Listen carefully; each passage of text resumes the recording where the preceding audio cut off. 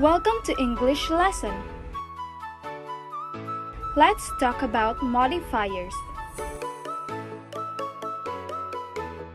A modifier is a word, phrase, clause which modifies other words in a sentence. To be specific, a modifier is either an adjective or an adverb. The adjectives modify the nouns, and the adverbs modify the verbs or the adjectives or the other adverbs. See the details of adjectives and adverbs. Examples: Alex bought a chocolate cake yesterday. Here, a is an article which modifies the word cake, and the word chocolate is the direct adjective of the word cake. So both the words a and chocolate are adjectives which modify the noun cake. The word yesterday announces the time of the action, the verb bought, so it is an adverb which modifies the verb. Murphy, the president's daughter, is very sick. Here, the phrase president's daughter modifies the noun Murphy. In this phrase, the president modifies the noun daughter, but the whole phrase itself becomes an adjective when it modifies the noun Murphy. There is another adjective sick which is modified by the adverb very. Generally, modifiers are of two types according to their position to the words they modify: pre-modifiers and post-modifiers. Pre-modifiers. Pre-modifiers are the modifiers which modify the words that follow them in the sentence. Conventionally, the adjectives are usually placed before the nouns, so most of the adjectives are pre-modifiers. Adverbs are often placed before the words they modify. Articles, determiners, demonstratives, proper adjectives, descriptive adjectives, compound adjectives, participle, etc. are the adjectives which come before the nouns and modify them. Conjunctive adverbs, sentence adverbs, and some other adverbs can work being placed before the verbs, adjectives, other adverbs. Example: generally, the brown dogs are nice. Apparently, that bank has a lot of security process. Give me that black-covered shining box. In the above sentence, the noun box has four pre-modifiers or adjectives. Post-modifiers. Post-modifiers are the modifiers which come after the words they modify. Customarily, the adverbs come after the verbs and modify them. However, some adjectives also come after the nouns and modify them. Most of the adverbs of time, adverbs of manner, adverbs of place or direction usually come after the verbs they modify. Appositives, prepositional phrases, actives or adverbs, infinitives, adverbs or adjectives, dependent clauses usually come after the nouns they modify. Examples: Jason Roy, a cricketer, has been selected in the squad. Stark, our teacher, gave us tasks to do in the class. Ronaldo, the captain of Portugal team, plays exceptionally well. A summary of modifiers. As shown by these examples, modifiers come in lots of different formats, but regardless of whether it is a single word, a phrase, or clause, a modifier functions as an adjective or an adverb. Put simply, a modifier is just a word or words that describes another word. Also note, a modifier that comes before whatever it modifies is called a pre-modifier, and a modifier that comes afterwards is called a post-modifier. Next, let's talk about adjective and participial phrases. Adjective phrase. An adjective phrase is a group of words headed by an adjective that describes a noun or a pronoun. Is examples of adjective phrases. In each example below, the adjective phrase is italicized and the head adjective is bold. She had extremely menacing eyes. This adjective phrase describes the noun eyes. The adjective menacing heads the adjective phrase. She wore very expensive shoes. This adjective phrase describes or modifies, as grammarians say, the noun shoes. The adjective expensive heads the adjective phrase. Sarah was hostile towards me. This adjective phrase modifies the noun Sarah. The adjective hostile heads the adjective phrase. Like a normal adjective, an adjective phrase can be used before the noun it's modifying, as in the first two examples, or afterwards, as here. Participial phrase. A participial phrase is an adjective phrase headed by a participle. Examples of participial phrases. In each of these examples, the participle phrase is italicized and the participle is in bold. Remember that participle phrases function as adjectives. Brimming with confidence, Jack blurted the answer. The participle phrase describes Jack. Peering over the top of his glasses, her tutor shook his head. The participle phrase describes her tutor. Cracked from the top to bottom, the mirror was now ruined. The participle phrase describes the mirror.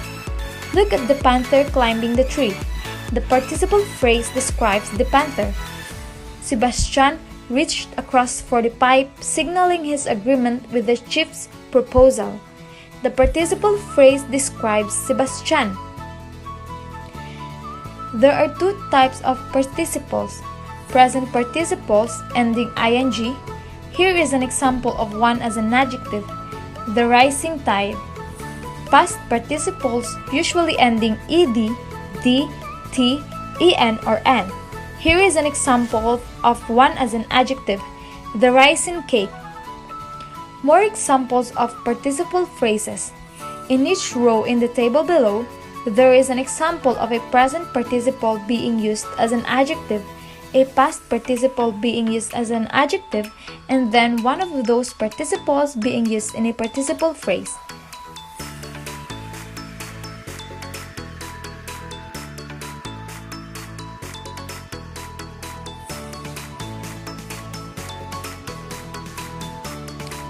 Perfect participles. Also, keep an eye out of participle phrases headed by the perfect participles. Perfect participles are formed like this: having plus past participle, having seen, having taken, having read. These are not a third type of participle. The perfect participle is just a commonly used structure that features a present participle, having, and a past participle. Here are some more examples of perfect participles. Having read your book, I now understand your position. Having signed the document, Jason felt the weight of responsibility lift from his shoulders. Now, let's talk about phrases according to structure.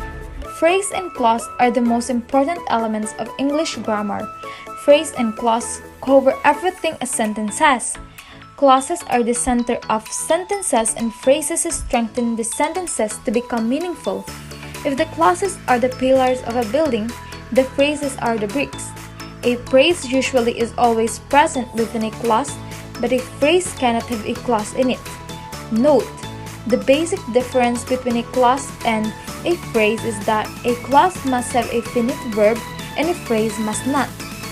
A phrase, therefore, is a group of words which has no finite verb in it and acts to complete the sentence for making it meaningful. A phrase is a small group of words that form a meaningful unit within a clause. Oxford Dictionary. In linguistic analysis, a phrase is a group of words, or possibly a single word, that functions as a constituent in the syntax of a sentence, a single unit within a grammatical hierarchy. Osborne, Timothy, Michael Putman, and Thomas Gross, 2011. Types of phrases. The phrases are generally of 6 types: noun phrase, adjective phrase, adverbial phrase, prepositional phrase, conjunctional phrase, and interjectional phrase. Noun phrase. A noun phrase is usually assembled centering a single noun and works as a subject, an object, or a complement in the sentence. Examples: I like to swing the bat hard when I am at the crease. An object. Reading novels is a good habit. A subject. The probability of happening that much is not much. A subject. We are sorry for her departure. Adjective phrase. An adjective phrase is comprised of an adjective and works as a single adjective in the sentence. Example: Alex is a well-behaved man. He is a man of friendly nature. Julie is a woman of gorgeous style. She leads a very interesting life. A lot of people do not sleep at night. Adverbial phrase. An adverbial phrase modifies the verb or the adjective and works as an adverb in the sentence. Examples: The horse runs at a good speed. I was in a hurry then. I run as fast as possible. He works very slowly. Prepositional phrase. A prepositional phrase always begins with a preposition and connects nouns. He sacrificed his life for the sake of his country. In the end, we all have to die. He is on the way. By working aimlessly, you will not get success. In spite of working hard, he was insulted by his boss. Note: prepositional phrases include all other types of phrases. Conjunctional phrase. A conjunctional phrase works as a conjunction in the sentence. Examples: As soon as he got in, he went out. We have to work hard so that we can win the next match. I will attend the ceremony provided that you come. Johnny started working early in order that he could finish early. Interjectional phrase. Interjections that have more than one words are called the interjectional phrases. What a pity, he is dead. What a pleasure, I won the first prize. Oh, please don't say that again. For the last topic, let's talk about conditionals. Conditional sentences are also known as conditional clauses or if clauses. They are used to express that the action in the main clause without if can only take place if a certain condition in the clause with if is fulfilled. There are three types of conditional sentences. Conditional sentence type 1. It is possible and also very likely that the condition will be fulfilled. Form: if plus simple present, will, future. Example: If I find her address, I'll send her an invitation. Number 2. Conditional sentence type 2. It is possible but very unlikely that the condition will be fulfilled. Form: if plus simple past, conditional, would plus infinitive. Example: If I found her address, I would send her an invitation. Conditional sentence type 3. It is impossible that the condition will be fulfilled because it refers to the past. Form: if plus past perfect, conditional 2, would have past participle. Example: If I had found her address, I would have sent her an invitation.